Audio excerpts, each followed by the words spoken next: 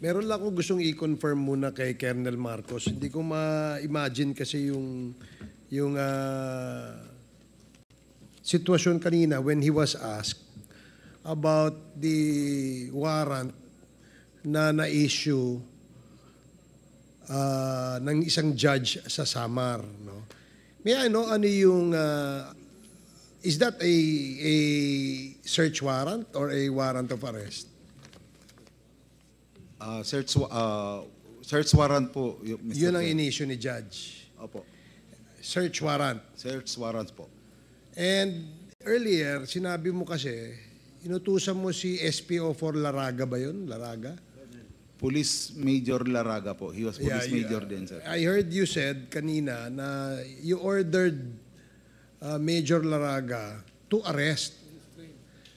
To arrest si Mayor Espinosa.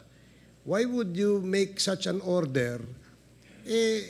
Hindi lang siya arestado, nakadetain na siya eh. So bakit ano yung what was the logic behind that order? The main purpose of the search warrant, sir, is because of the... No. Yung arrest order that you ordered Major Laraga to implement. Sinabi mo kasi kanina, sabi mo, I ordered Major Laraga to arrest Mayor Espinosa. Di ba nakadetain na siya?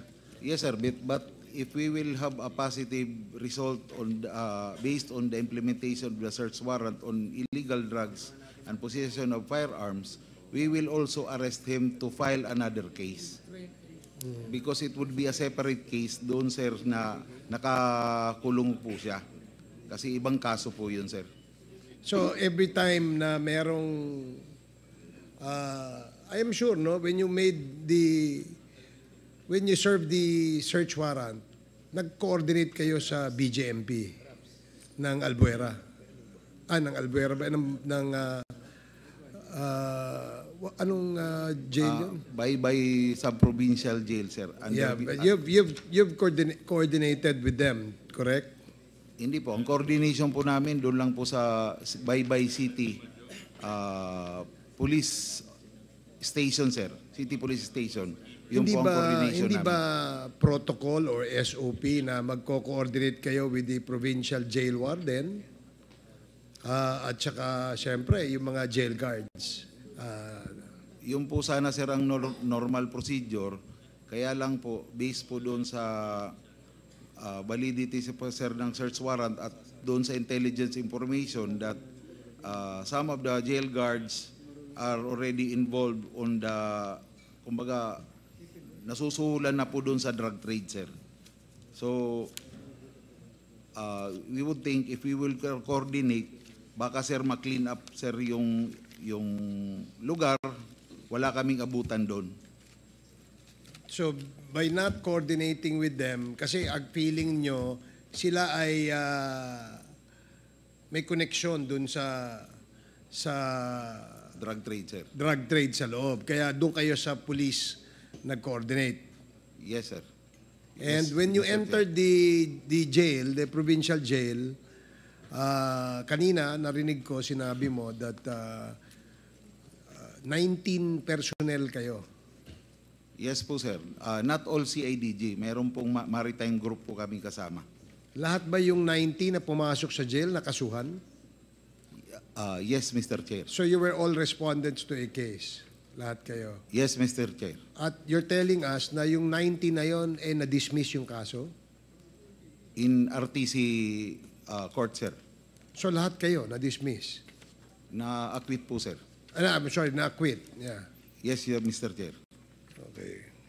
Kasi it's still a puzzle to me kung bakit nagkaroon ng order na magkaroon pa, kailangan pa pala ng search warrant sa loob ng kulungan, no? Isa yon. Di ba normally ang ginagawa nyo, Oplan Galugad, di ba? Gagalugad, meron kayong info dun sa loob. Hindi naman kailangan na ng search warrant. Yes, Mr. Chair. We do that also in our jail facilities. Sa CIDG, the Oplan Galugad, it is also a normal procedure on BJMP and Bucor, sir. And if it's a normal procedure, yung galugad, ba't nangailangan pa kayo ng search warrant? Based po sa justification ng provincial officer ko, si Major Laraga, he was holding an intelligence information pertaining to the drug trade on his deponent. So, dinala po niya yung pag-file ng search warrant doon sa judge, na-convince po niya yung judge na mag-issue ng search warrant para i-search po yung facility. Yun nga, natanong niyan kanina kasi ni Congressman Paduano. Kaya paulit-ulit nga yung sagot mo. Sinasabi mo nga may order ka kasi ang pagkakarinig ko nga kanina, nabanggit mo that you actually instructed si Major Laraga to arrest the already arrested and the already detained Mayor Espinosa. Yun lang ang sa akin hanggang sa ngayon ay still a puzzle to me.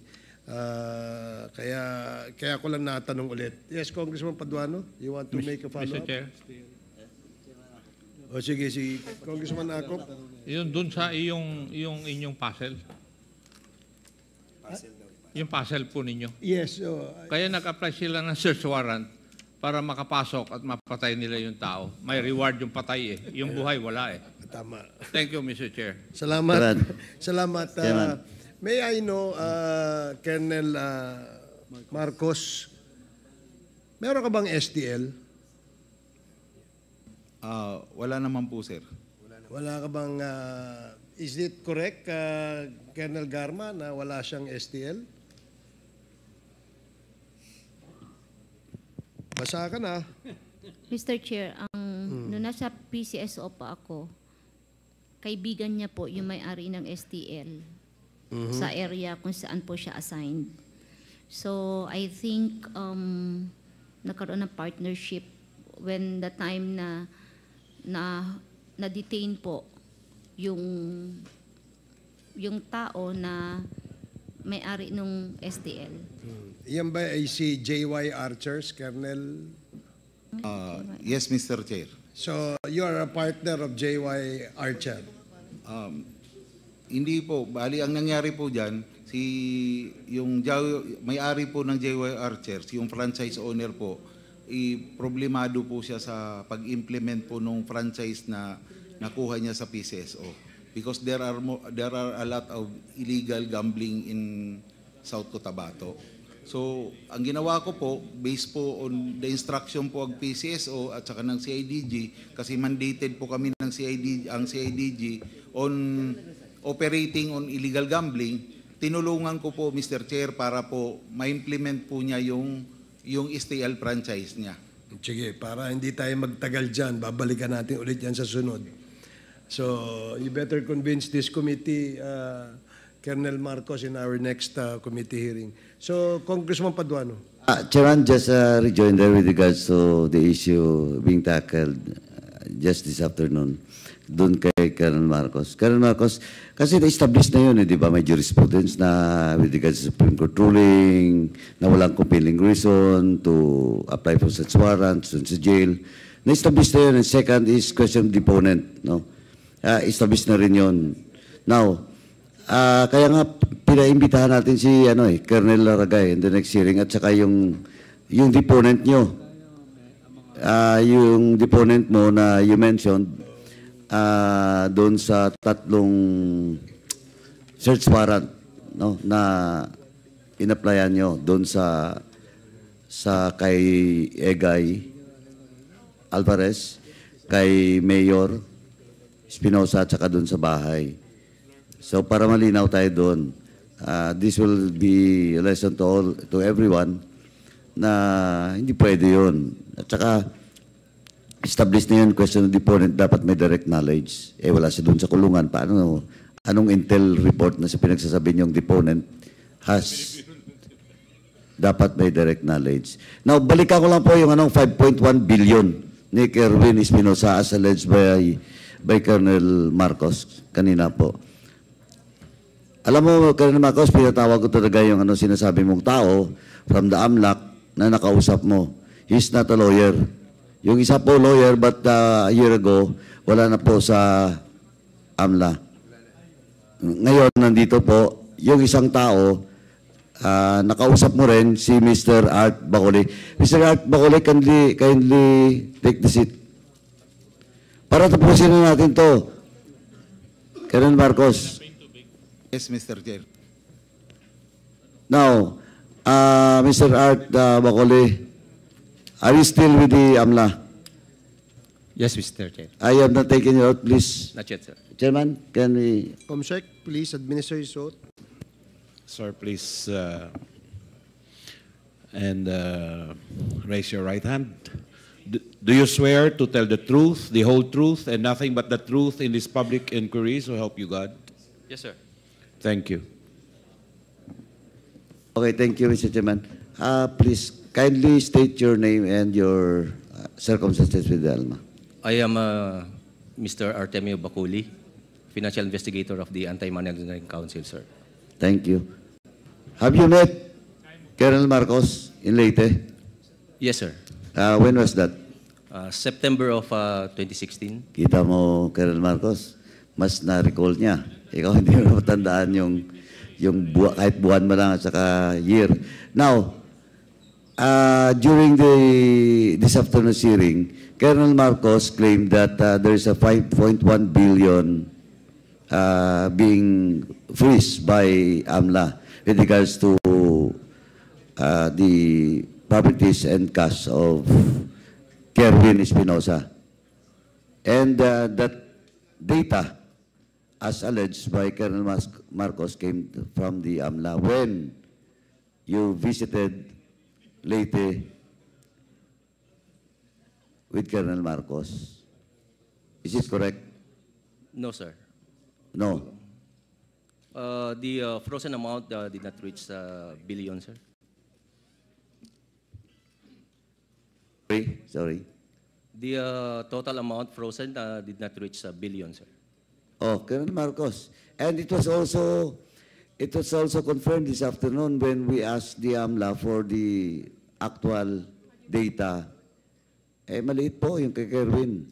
And now, the person you have met in Leyte is telling this committee that you are not telling the truth.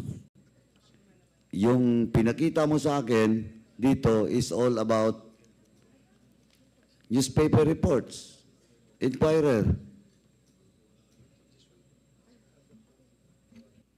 Mr. Chair, first, maaari pong nagkamali po ako sa pagkaintindi ko. Pasensya na po sa taga-AMLA. I apologize po, sir. Kasi po nung makita ko po yung newspaper clippings, kala ko po yun na po yung whole amount. Yung kasi ang labing lumabas po na news article, GMA, Inquirer, pertaining po sa laundered money na 5.1 billion. So, Attorney, pasensya na po. I apologize. It's okay, Colonel. And you apologize to this committee because this is an open hearing. And Colonel Marcos, kanina nga muntik na kita mapakontempt eh. Inintay na nga ako ni Chairman Akop eh. Dahil dun. I'm sorry, sir. I apologize to this honorable committee for assuming, sir, the figure amount of 5.1 billion. Okay. Personally, your apologies taken. Thank you, Mr. Chair. I do not know from Chairman Akop. Anyway, Chairman, last na lang po. Ito, with regards to Colonel Birila, pasensya na po. Kasi it's around mag-12 o'clock na po in the evening. So, pasensya po, you will be asked by the members in the next hearing siguro. No? And I just like to, yes, do you want to say something? Thank you, Your Honor. Pasensya na po, pasensya na po. Anyway, ganito lang po, kanina I was so emotional when I talked to, especially those PNP officers present in this hearing. Kasi po, nakita niyo na po, si Colonel Garma has executed her affidavit. Kulang pa po. Pero alam nyo, isa-supplement yun ng iba pa. Kaya ako, I suggest, eto, depende sa inyo. Alam ko, Sabi nga ni Chairman Acop, kumakalat ng text sa inyo na huwag umamin doon sa payments. Pero pag may nag-execute ng affidavit, bahala kayo, problema niyo yan. Kasi as of now, may affidavit na kaming hawak. Kaya wala lang tayong time. Next hearing, ipapatawag namin lahat. Kasi kompleto na po kami doon. Kaya nga pati service record nyo, pinakuha ko na, kompleto na kami. Pati yung mga deaths and killings related to drugs. But of course, we need an official record from the PDEA. Pero mayroon na po kami. Kaya nga diretso ko sinabi kanina na except for Colonel Bilila, iba yung case niya. Colonel Patay, di ba you committed last hearing during the human rights that you will submit all the list of those personnel that you brought in from Davao to QC? Your Honor, I already mentioned some of the names of... Hindi kompleto yun, Colonel Patay. It was, the other names that I did not mention was mentioned by some of your colleagues. I cannot remember the name, Mr. Chair. You cannot anymore remember? I the cannot names? remember the name of your colleague who mentioned the names of my personnel that I failed to mention during the first meeting. Anyway, First Mr. hearing, Chairman, Mr. Chair. may I ask the COMSEC of the Committee on Human Rights to retrieve all the list, all the names that was mentioned during the hearing dun sa Committee on Human Rights with regards to PNP personnel brought by Colonel Patay in Station 6. Alam mo, Colonel Patay, may mga pulis dyan na mag-testify. Hindi mo tao. Kaya, yun yung sinasabi ko. We don't want to do this, but you have to cooperate. Now, if you don't want to cooperate, wala kami magawa. Diba? We'll be forced to follow our internal rules. Ganon din po sa mga Colonel Grialdo, Pitalio, kay Barandog, tsaka yung sa iba pa kasi next hearing, imbitahan na po namin yung iba pa. Pati mga underclass, nandyan. I hope. But of course, we cannot force you to issue an affidavit, but sabi ko na nga, siyempre, harapin yung consequences. Chairman, thank you. That's all. Thank you, Congressman Paduano. Mr. Chairman, before... The second to the last is... Hindi, ano lang to, briefly lang. Okay. Congressman Fernandez. Kasi sinimula mo na rin lang, naglilinis na rin tayo. It all started with the PCSO. And during our investigation, marami nag-come out na ano ng mga information about mga generals, mga former generals, mga colonels that are involved with the operation of the STL. Alam mo, medyo nakakalungkot to that even our PNP officials, members, ay nai-involve sa ating STL. Ang mabigat po, Mr. Chairman, yung STL na legal ay nagkakaroon ng paghahati sa legal at illegal. So, Madam Garma, may tatanong lamang po ako sa inyo. Since na andito na po tayo, nililinis na po natin ang lahat, no? Especially our PNP organization. Ito po ba si Colonel Maristelo Manalo, collector at operator ng STL sa Isabela, Pangasinan, Batangas? Can you please confirm this? Mr. Chair, ang alam ko lang po, yung kapatid po niya. Yung kapatid niya, ang prod niya. Sa Pangasinan lang po in Isabela. As to Batangas, hindi ko po alam. Doon sa Grand 888 STL. Kung yun ang name, I cannot recall the name. Basta po, Mr. Chair, Pangasinan and Isabela, kapatid po niya ang isa sa... Operator. Incorporator ata. At operator. Operator. Yes. Yeah. O kasi yung incorporator, yung kapatid niya, tapos ang sila nag-ooperate ng mga STL doon. Correct? And, Kasi po, mga 2 buwan lang po na lang ako nung nag-assume sila ng operation. So, for now, I cannot answer kung sila po. Pero kung yan, company na yan po hanggang ngayon ang may hawak po ng Isabela at saka Pangasinan. So, yun po, Mr. Chair. Yung po sa Cebu, si Colonel Ochabe. I'm not aware, Mr. Chair, kasi when I left PCSO, iba po ang operator po ng Cebu.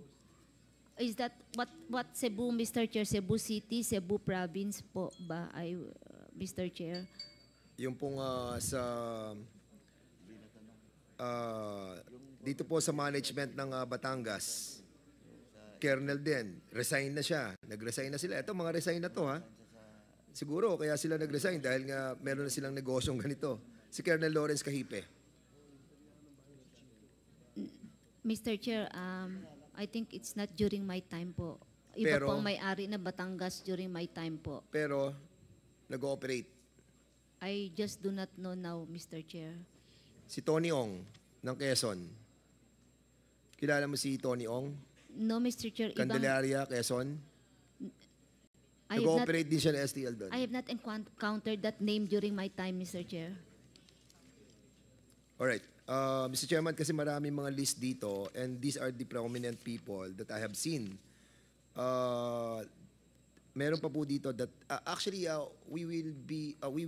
we should have discussed this kanina po, but unfortunately yun na nga po, nakatanggap tayo ng affidavit kay Miss Rohina Garma.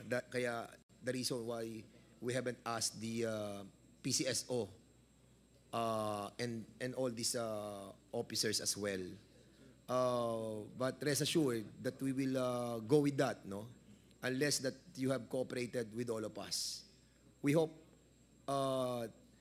the last man standing is not a woman.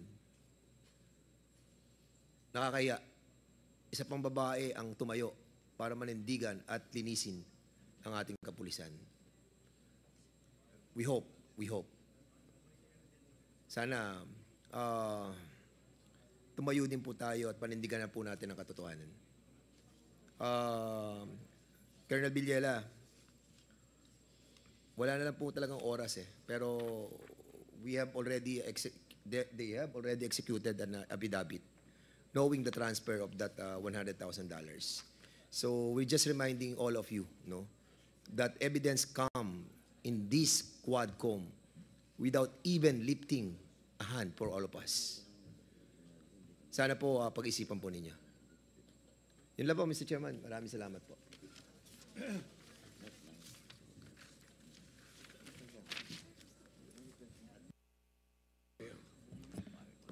Thank you. And finally, the chair of the Committee on Human Rights, Congressman Abante, you are recognized. You have 2 hours. Sa wakas, kanina pa ako naghihintay, puro interjections itong ginagawa sa akin dito. Anyway, Colonel Garma, alam ko, pagod ka na, no? All of us are, di ba? Kaya na ba tayong 10 o'clock in the morning, no? Pero siguro, ako palagi nagra-wrap up You know, thing is this, kanina, when Congressman Chua asked you why you were crying, you said you had time for a week to reflect on these things. And because of that, you decided to change and make a formal statement, di ba? Then you said that you made mention of what the Lord Jesus said in the Bible, that the truth shall set you free. Di ba? Yes. The truth shall set you free. Of course, when the Lord Jesus Christ mentioned that, he was referring to his word, perfect word, holy word, while your word is not holy. But it is truthful as I can see. Mukhang nakalimutan natin kasi kanina sa affidavit mo, you mentioned that you were invited to serve as a resource person in the Quadcom regarding the investigation into the war on drugs of the previous administration, and you mentioned about the deaths of 3 Chinese inmates at the Davao Penal Colony. So will you now please tell us the truth about that, because your name was mentioned. Now, you said the truth shall set you free. So please tell us now the truth about those Chinese drug lords that were killed by 2 PDL, and those PDL were given 1 million pesos by a certain Art Narsoles, of which you are romantically linked. Now, please tell us the truth right now about that. Mr. Chair, during that time po, nag-iisip sila na kung ano po yung, alam niyo sa PNP, uso yung pasalubong. Everyone, they know that, Mr. Chair, kung may darating na bagong opisyal, kailangan may impact project, like pa-impress. Isa po yan, yung 3 Chinese, Mr. Chair, na it's well, I think hindi ko narinig ang planning, but I think yan po ang naging resulta ng pag-uusap po ni Padilla when he reported to Sir Leonardo sa CIDG, because I heard him giving names, list kay Sir Leonardo, saying na involved lahat ito sa drugs. So I think dun siguro, ito po, pananaw ko lang po ha, dun siguro nag-start yung pag-conceptualize doon. And with regards to the reward, yeah, narinig ko rin po yun na may reward, yung trabaho na yon. In fact, nakwento ni Sir Leonardo nga na nag-congratulate si Presidente. Oh, ano sabi niyo? Nag-congratulate si Presidente Narinig kay niyo Padilla. yun? Yeah, kinuwento niya sa akin. Nakwento ni Yes, Colonel sir. Padilla. Nagkwento si Sir Leonardo sa amin. Marami nakarinig niyan, sir.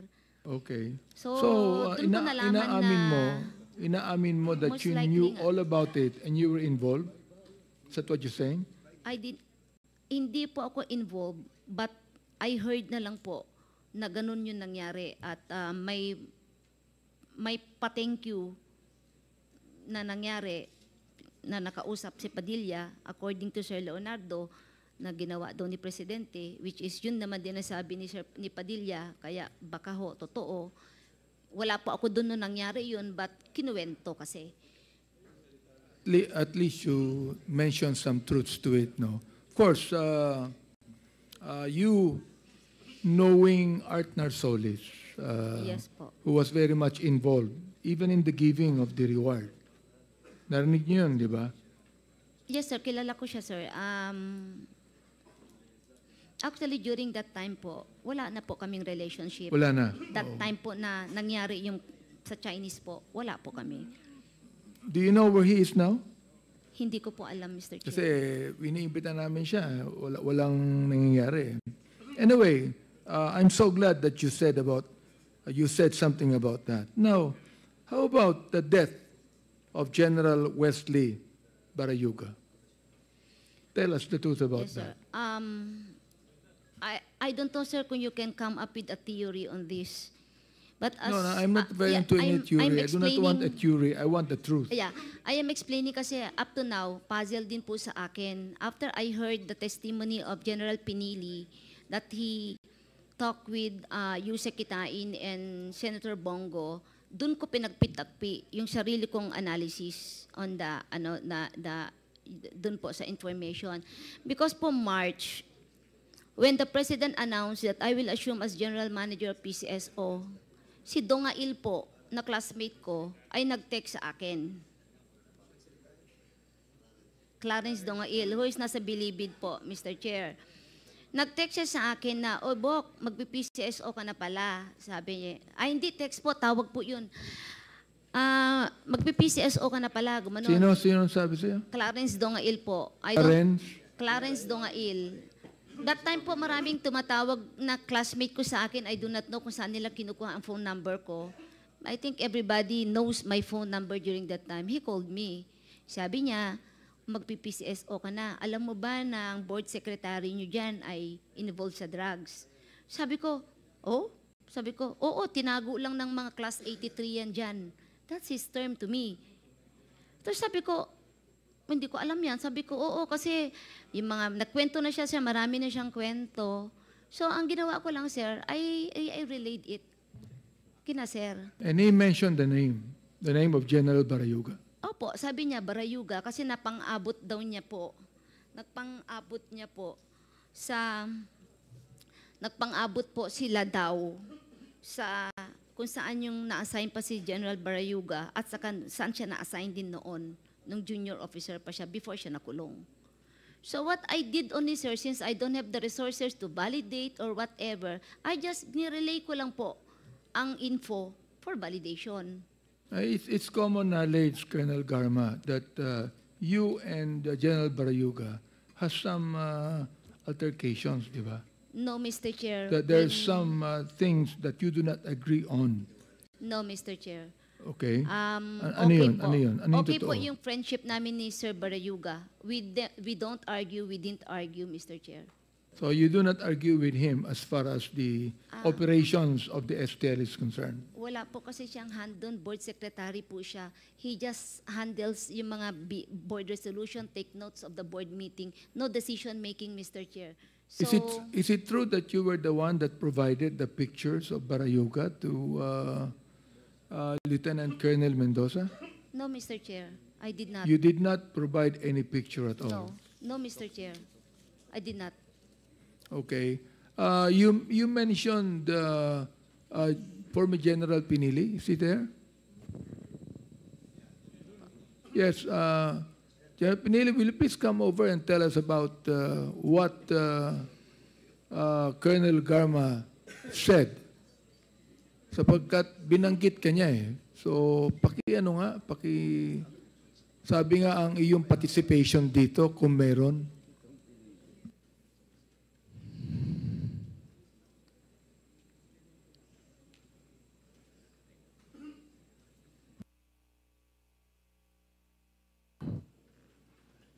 Your Honor, I'm a former chairman of PCSO, Anselmo Simeon P. Pinili, and I am very sad. Did you take your oath yet? Have Yes, you? Your Okay, Honor. go ahead. I'm very sad that the former GM said that my honorable classmates was involved in drugs. And I hope that she is not lying, because my classmate lifestyle is, for me, is so simple. He has no car, he walks. And after retirement, he always been employed.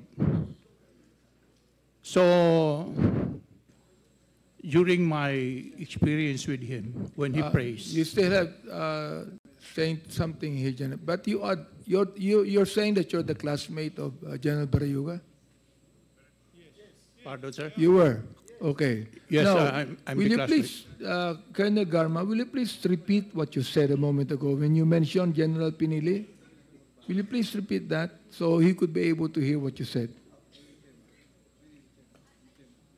Last hearing po, when Yes. when the chair po mentioned of meeting after the death of General Barayuga, he mentioned of meeting Senator Bongo and Yusek Kitain, and he also mentioned yung kanyang theory, like saying that during that time daw, General Barayuga is about to give evidence daw, may hawak doon na evidence in connection with corruption against me.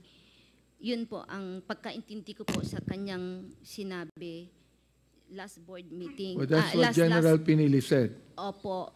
If you will allow me to explain po what really happened in PCSO, so I could expand Go ahead, po. go ahead. Kasi po, when I was, pag-assume ko po sa PCSO, Mr. Chair, that was almost a week after I sought an audience po kay PRRD. I was the one who talked to PRRD mentioning po yung mga irregularities sa PCSO. Like sa STL, there are waivers that were approved by the board. Ibig po sabihin, yung original na GMMRR po ng STL, pina-waive po ng board ang mga utang.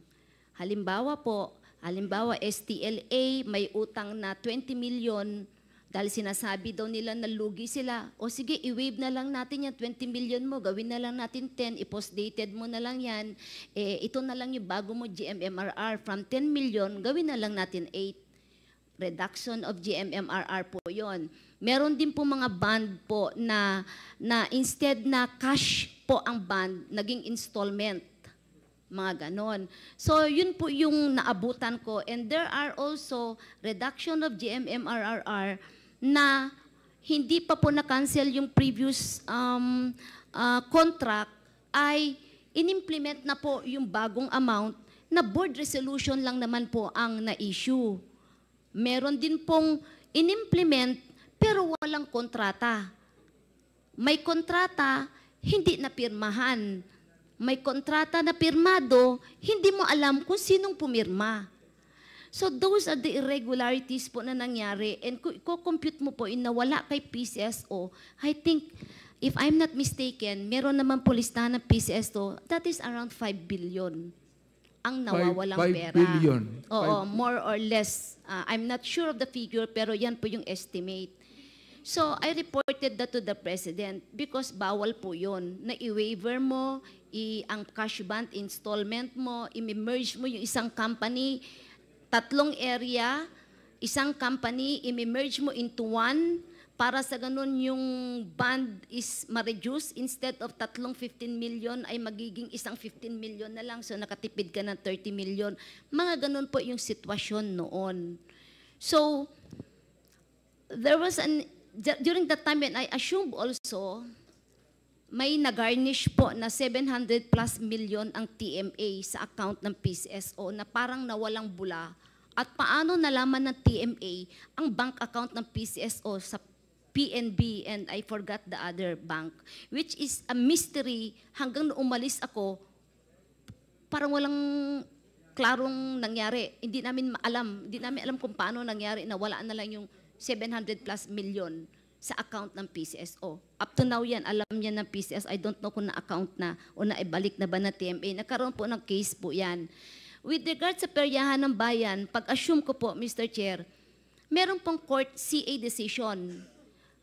CA decision instructing PCSO to an status quo and directing PCSO to send representatives sa draw court ng peryahan ng bayan and while mag-arbitrate to resolve the issue ni PCSO and the peryahan.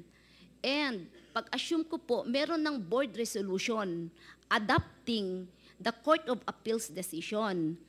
So that is why when I assume, sir, sabi ko, itong status ni peryahan, I think we should implement because there's a court order and the board decided to adopt.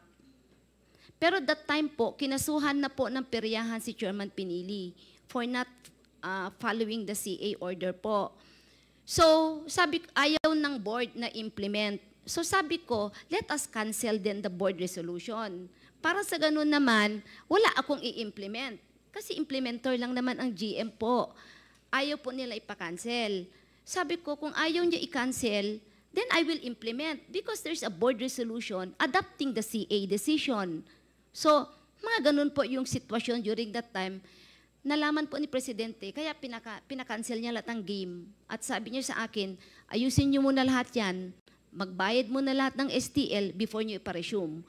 Is that related to the killing of Barayuga? Mr. Chair, May the President directed NBI to investigate the board. In fact, there was a board meeting that Yusek Kitain instructed the board to resign. But nobody resigned. Sabi nila, wala naman daw kasalanan. So naiwan sila sa board po. And during that time, NBI investigated po yung allegation of corruption. So, humingi po ng mga documents ang NBI, which I complied. And there are also documents that Sir Barayuga should also comply at isubmit niya sa NBI.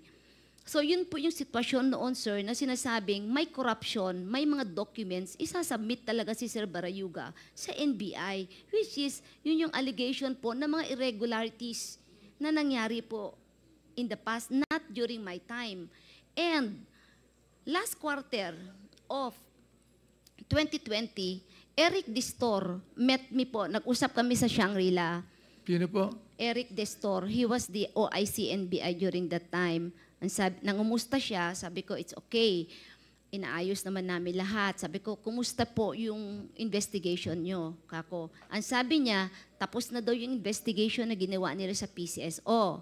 Tinanong ko, ano bang resulta? Sabi niya sa akin, lahat ng board ay tatamaan. And there are some AGMs po na involved kasi may mga napirmahan. Tapos sabi ko, asan yung papel? Sinabmit ko na sa Malacanang. Binigyan ko si Senator Bongo at saka ang PMS para makarating kay Presidente. So sabi ko, okay, pwede ba humingi ng result? Sabi niya, hindi pwede, confidential. Kasi may recommendation. If the palace will approve it, they will file the case. Hanggang na lang po umalis ako, wala pong nangyari. Hanggang sa nahirapan na lang ako sa PCSO, Mr. Chair, at sobrang hirap ko dahil po may mga pressure like yung Smart Info, yung joint venture na Chinalat, na ako lang po nagdesisyon at kuminsan pati po si Director Sandra Cam ay nagkakaintindihan kami kasi nga hindi po tama. When you talk with the NBI director, was Barayuga still alive? Hindi na po. Namatay na po. Namatay na siya? Opo, wala na siya. Kasi parang back to almost normal na yun eh. Nung nag-start na kaming slowly babalik na yung operation namin. Ganun po yung sitwasyon noon. And marami pa po, if I can tell you, and documents will also show talaga sa PCSO that there are plenty of irregularities which I really fought for it. Do you have documents to show? Do you still have documents to show? I have some documents, but definitely mayroon document ng legal now, at ang will you submit po ng to us the PCSO. documents that you're keeping? Pag makalabas po ako, sir, kay hindi ko Okay, you ako promise lang that, no? nakakaalam. Nakalabas ka, you will Hahanapin submit ko po. documents to me. Yung po to us, to mga the natago committee. ko lang po. Yes Okay. So General Pinili, now, tell us now what you would like to say. Because ikaw ang pinalitan ni Colonel Garma, di ba? No, sir. I'm the chairman of PCSO. Chairman, okay. Chairman, sige. I just preside during board meeting. For the information of the Quadcom, it was pandemic. Our board meeting was always online. I'm in Davao City since March. My classmate was ambushed and killed July 30, about 3:30 in the afternoon. So wala ako doon, sir. So itong issue niya about maraming problema ng PCSO, siguro hindi dito yon pag-usapan. And maybe the AGMs here present can attest na talagang na-manage namin ang PCSO before the arrival of now former GM. So yung sinasabi niya na about KMA, the AGMs here will bear me out na ako yung nag-insist na hindi talaga mag-provide ang TMA ng papers ng PCSO. So ang issue kasi dito, Mr. Chair, is yung pagpatay ng classmate ko. Pero namang whistleblower na si Police Colonel Mendoza. So dapat yun ang pag-usapan. Kasi pag sabihin niya yung pagdating niya, maraming nakita siyang mga problema, hindi yun ang issue. kung yun ang aming ating pagdebatehan dito, dapat Mr. Chair. investigation Mr. sana. Chair. Yes, Congressman Akop, with the indulgence of Congressman Abante. No, a point of order lang, Mr. Chair. Oh, yes, what is the point of order? Kasi hindi ko matanggap na yung underclass ko. Tuturuan ako kung anong gagawin natin dito eh. You know, you become a congressman first before you can tell us what to do.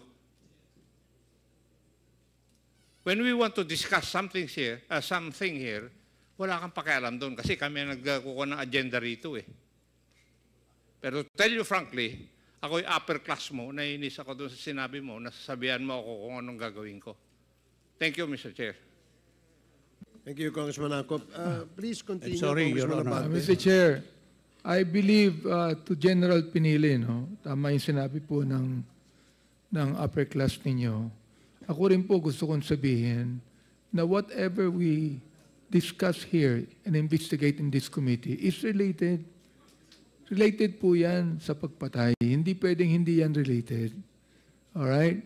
Now, that's the issue we should discuss. But the issue here is also corruption. So I'm asking now, before I would ask Colonel Garma, I would like to give way to Congressman Paduano for something that is related to what we're discussing about. Chairman, if you, Colonel Gama, you mentioned about the information given to you by Clarence Tungael, your classmate.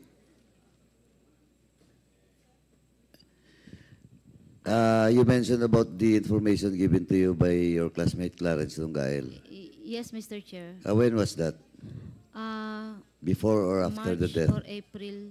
Before. April of March after the announcement of the President na ako po ay mag-PCSO, tumawag po siya sa akin. That's 2019 po. Maybe April or I cannot recall. It's So before the death? Oh, 2018 po, yes. Before the death? 2018. Tinawagan ka na? 2019 ni Clarence po. So before the death, tinawagan ka na? Nino po. Ni Clarence? Yes, Mr. Chair. Giving you information about it? Yes, Mr. That Chair. Wesley Bayaroga is involved Sabi niya, sir. in the drugs? Yun ang sabi niya sa akin. Bakit? Isa siyang PDL that time, di ba? Si... Si Tungael, persons deprived of liberty. Di ba nakakulong na siya noon? Opo. Why should you believe a PDL to give you information about it? Kaya nga po ang sabi ko, i-validate. Kasi ako, ganun lang ako. Hindi, pero ang lumabas kasi, based on the accounts made by DG Lasso, doon sa record po, ipinasok yung pangalan ni General Wesley after his death. Ay, no po. Ang 2019 pa po yun. Hindi nga eh. Ang sinasabi ko nga, I do not know. yung pangalan ni Wesley never appear before his death. Doon sa death list. Hindi ko alam kung ano yung list na po na yun eh. Ayun na nga ang sinasabi ko, Kasi Colonel nakakaalam lang siya. Garma, na yung pangalan niya in the official list of the death list after his death, na siningit nga eh. Pero Clarence Tungael called you Before his death po. Before his death. Nung na-announce po na mag-PCSO ako. why should, ang tanong, bakit tawagan ka ni Clarence Tungael for that information? Anong purpose niya? And then you buy it. I didn't buy it, sir, kasi hindi ko naman pinalista. Ang sinabi ko lang, uy, may report na ganito, check. Ayun lang ako, sir. That's why nga nung finormulate... Hindi ka nagtanong sa kanya, bakit nagbigay siya ng information sa iyo? Of course, I asked, bakit yan ang sinasabi mo? Ano daw? Based sa kanyang experience, sir, nung time daw na na-assign siya, Region 6? When he was assigned in Region 6? Ang kwento niya sa akin, sir, na according to him, during that time doon na-assign doon, ay protector siya ng ganito, ganyan-ganyan. Kaya, sir, hindi ko masyadong, kasi, may report na involved daw siya. Pinasa ko lang, i-validate nyo na lang kasi it's not my line. I don't have the asset to do it. Ganun lang po ang ginawa ko. Then, wala na po. When I assume, nakita ko naman po na mabait naman siya. Hindi na alam ko na umimik. Hindi, Niyaan yun ko na na nga lang eh. po si Sir Barayuga po, sir. Hindi, yun na nga eh. Kasi I thought all the while, yung information given to you by Clarence was made after the death, pero prior to the death. Oh, Na sir. matagal pa. A year before I assume pa PCSO. 1 year. Yes, sir. Ay, hindi ko na po alam kung ano nangyari dun, sir. Pero prior to that, lagi kayong tatawagan ni Clarence? Hindi ko alam kung ba't niya alam phone. Kasi, sir, when... Oh, nung that was the nanalo first time po- that Clarence called you? Hindi po. Hindi ko nga alam paano sila nakakakuha ng number ko kasi nung na-assign ako ng CIDG, every time I transfer from one unit kasi, nagpapalit ako ng number kasi marami tumatawag, which is umingi ng tulong. Hindi na ako Pero yung nakakatulog. kaklase nyo kasi nagtatawagan naman yan, nagpapasa Yes, sir. ng number, di ba? Nung pong Kaya nasa... normal lang yan. Yes, sir. Nung Na makuha nanalo din ni po, Clarence, yung number mo. May, di ba may group chat nga kayo, yung mga class sa PNPA, may mga group chat yan, di ba? lately po, meron po. I think when the Oh. President won po, marami po nakakaalam na number ko that time po. So, very busy number ko. Napapakilala, Box, si ganito, ganyan. Ganun lang po, Mr. Chair. Anyway, Mr. Chairman, medyo ano lang ako doon eh, kasi namatay si Wesley, may information na pala prior to his death, tapos doon binato ni Clarence Dunggael kay Garma.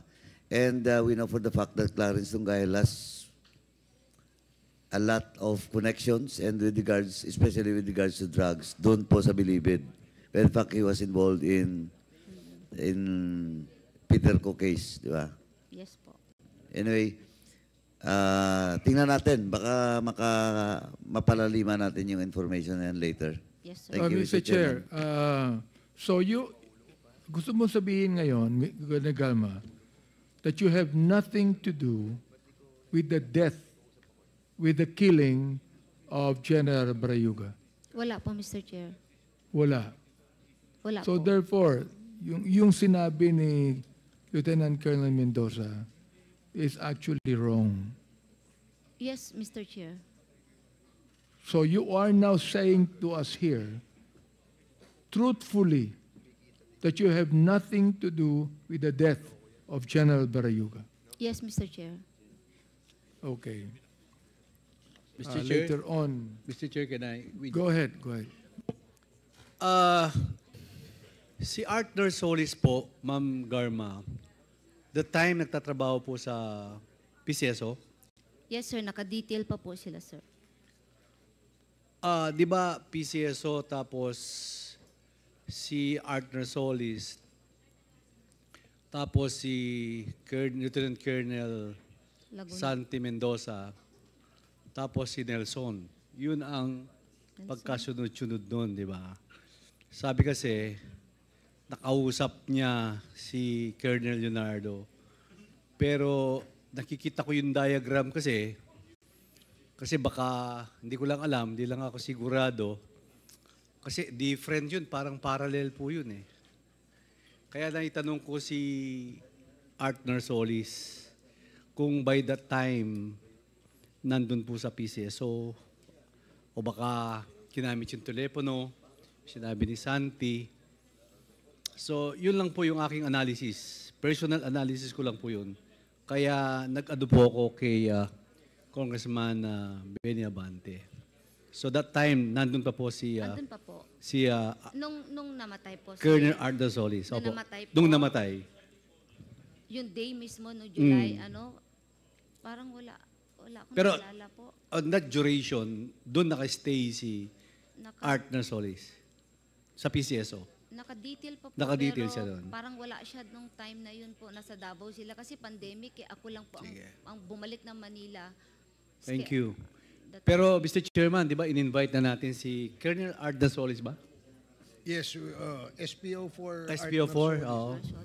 Kung mahanap po natin na General Torre, hanapin po natin si Arthur Solis. We have continuous efforts regarding that matter, sir. Thank you, General. Thank you, Mr. Chairman. Chair. Yes, continue.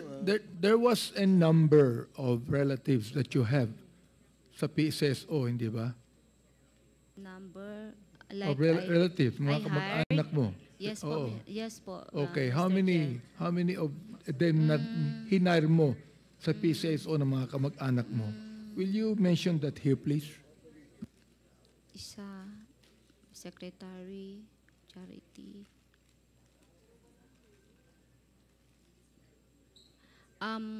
One po as my secretary, private secretary. And then yung isa po is parang executive assistant 3. Yung isa po is parang mababa lang po yung bakante na ano ni, I cannot recall the positions, pero puro po mabababa na position po. Ang pinakamataas lang po noon is EA3 na position po ang naibigay ko. Including your daughter or son? I don't have a son, Mr. Chair. My daughter, as confidential agent, for a few months lang po yun. After I took her back from US, kasi kinustudi ko na siya, sabi ko, para may trabaho ka, then I'll hire you. So bakit mo binigyan ng trabaho sa PCSO yung mga kamag-anak mo? Mr. Chair, wala naman sigurong hindi mag-hire ng kamag-anak kasi the position po is trust and confidence. Like secretary, private secretary, I need someone I trust. Like siguro driver, I need someone I trust. And there are positions na allowed naman. Pero kung trust and confidence po, meron po, yun lang ang binigay ko. The rest na I need professionals like lawyers, professionals, I hired lawyers and professionals. And there are also positions that I publish. I ask the HR to hire outside at mamili because gusto ko galing sa labas at qualified talaga for the position. Okay, ganito, no? You said that there are 3 levels of payments and rewards sa tinatawag nating Davao model. Tama?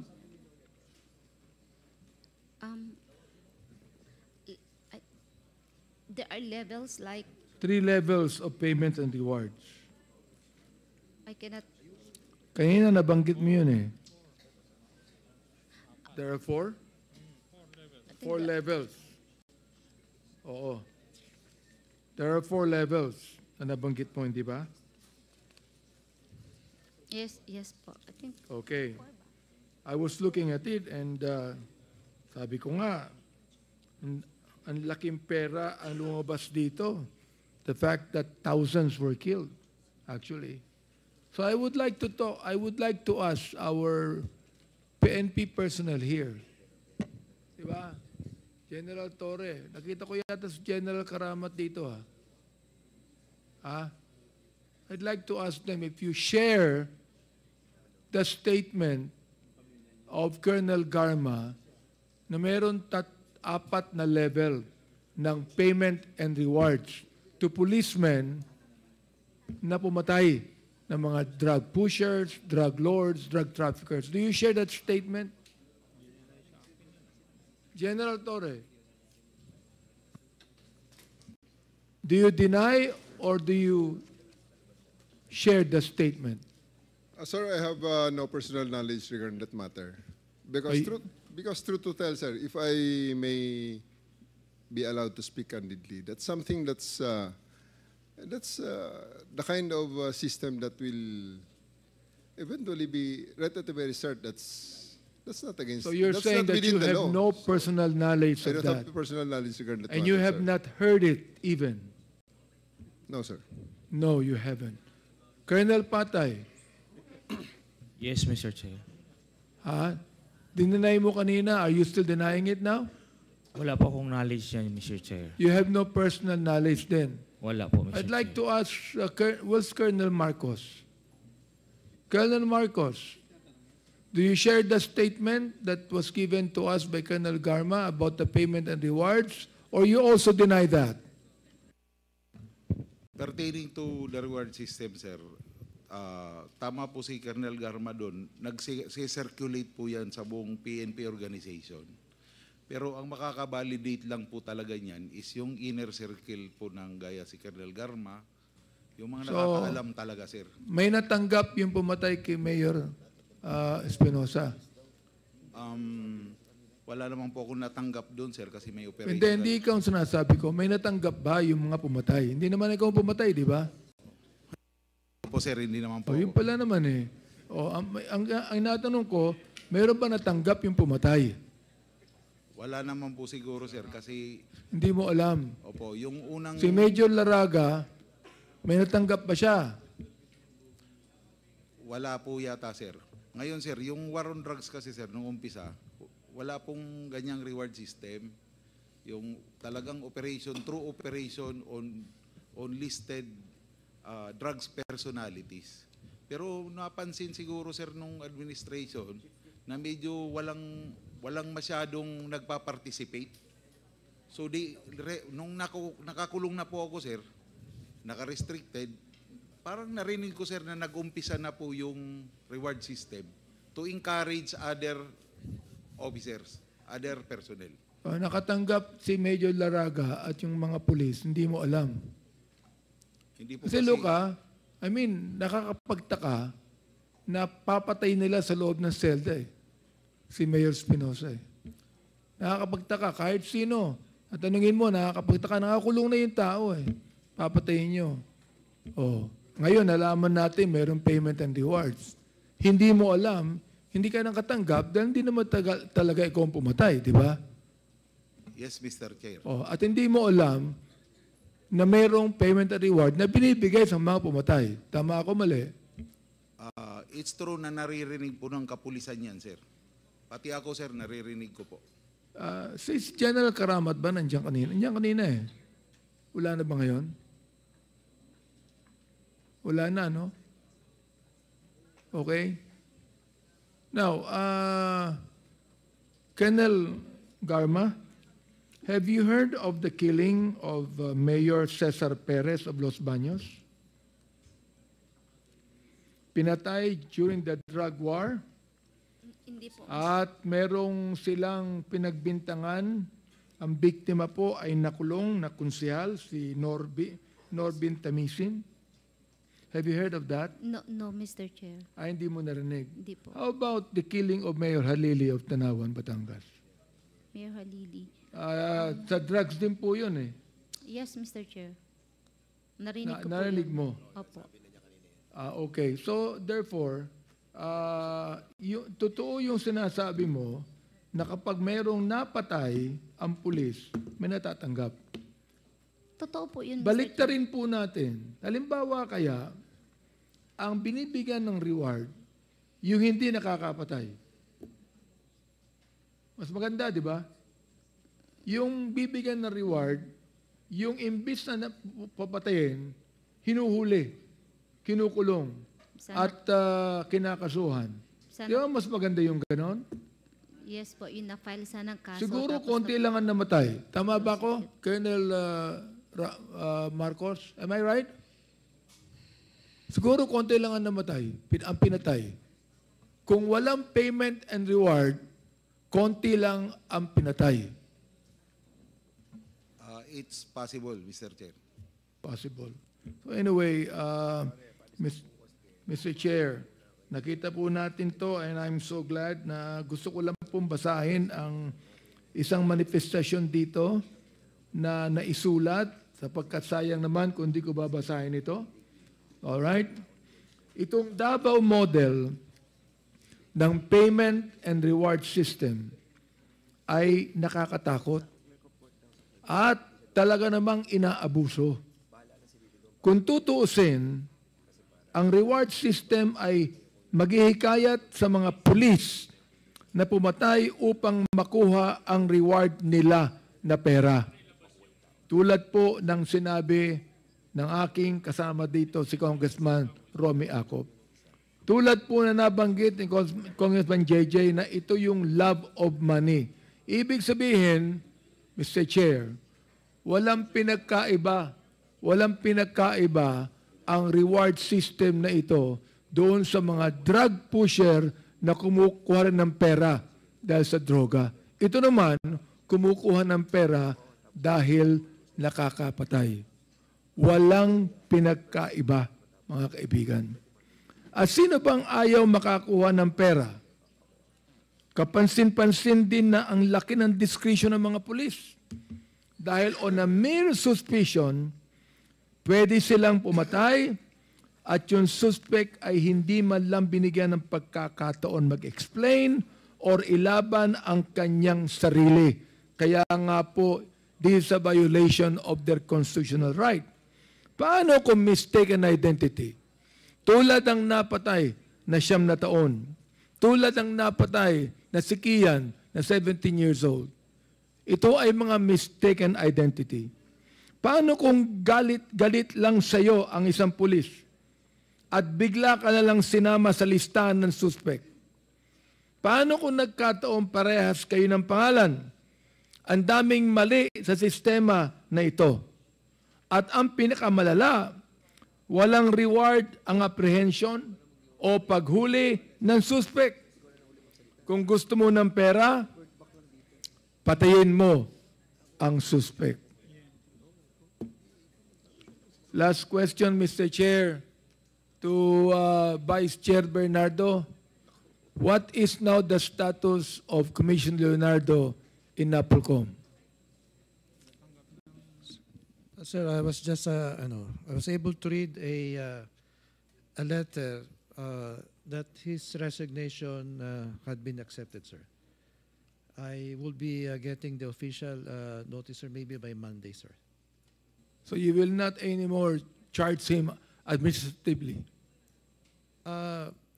Last week, sir, I convened the remaining commissioners, and I was asking if we would be reporting to the Office of the President through the SILG that we are supposed to recommend the conduct of administrative investigation. Inasmuch as the PNP and the Internal Affairs and NBI would be conducting a criminal investigation, it is also be more expeditious, considering if an administrative case will be conducted, it would be more quicker, considering the evidence necessary would be substantial evidence, sir. But we were being told that he tendered his resignation, and I was asking my colleague, I was outvoted that they suggested to wait for developments. But personally, I would like to file administrative case. Thank you, Mr. Chair. That ends my interpellation and manifestation. Maraming salamat po sa inyo. Thank you, Congressman Abante. And Before we end, Mr. Chairman, Congressman Fernandez. yes, since there are reports, some reports that been received by this Quadcom in relation to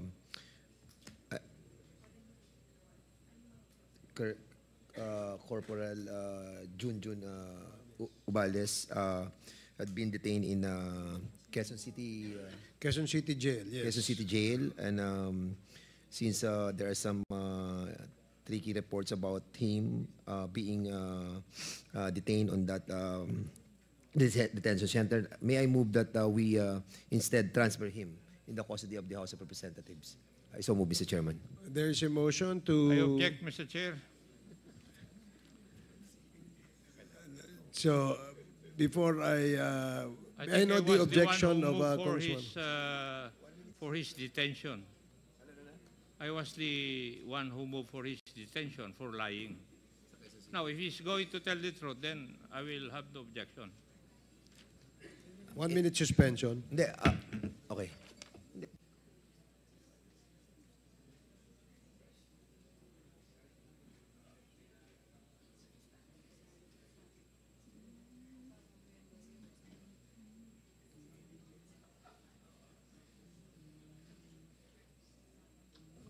Hindi, sabihin na natin.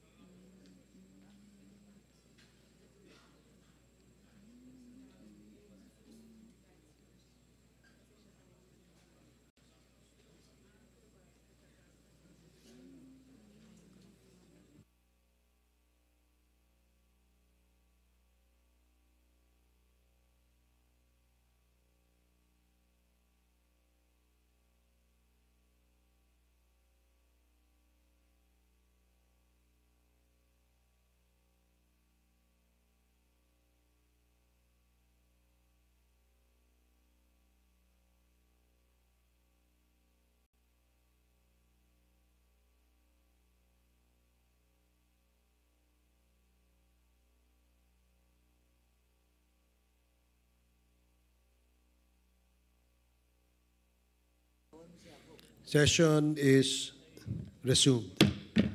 So the parliamentary status is that there was a motion by Congressman Dan Fernandez but it was objected prior to the chair stating for the record the motion of Congressman Dan Fernandez. And the chair immediately suspended the hearing in order that we can discuss the motion that will be stated by Congressman Fernandez.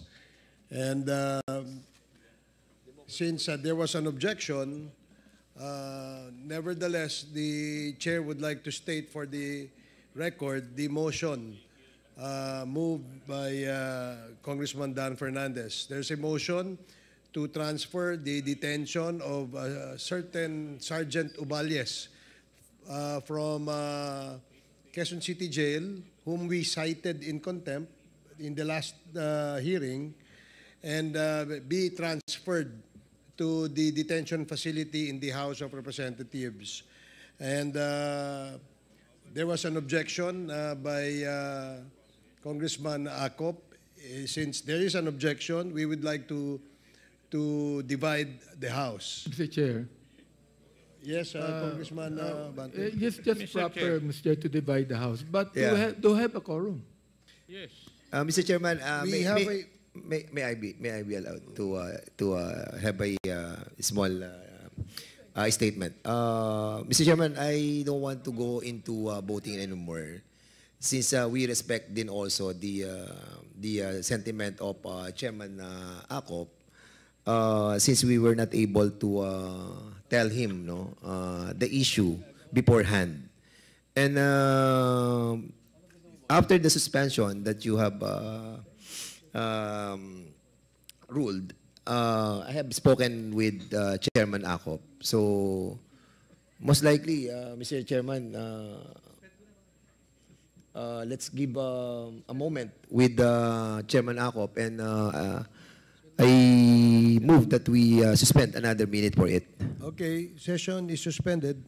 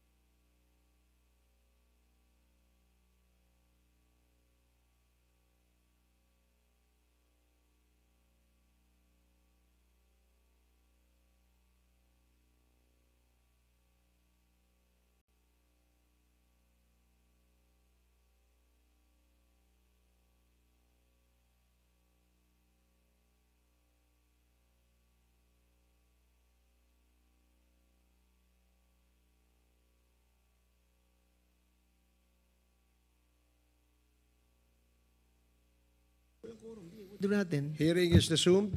Okay, Mr. Chairman, since we have discussed after the suspension, I move that I withdraw my motion to bring June Obales here in the House of Representatives for his proper detention. I so move, Mr. Chairman.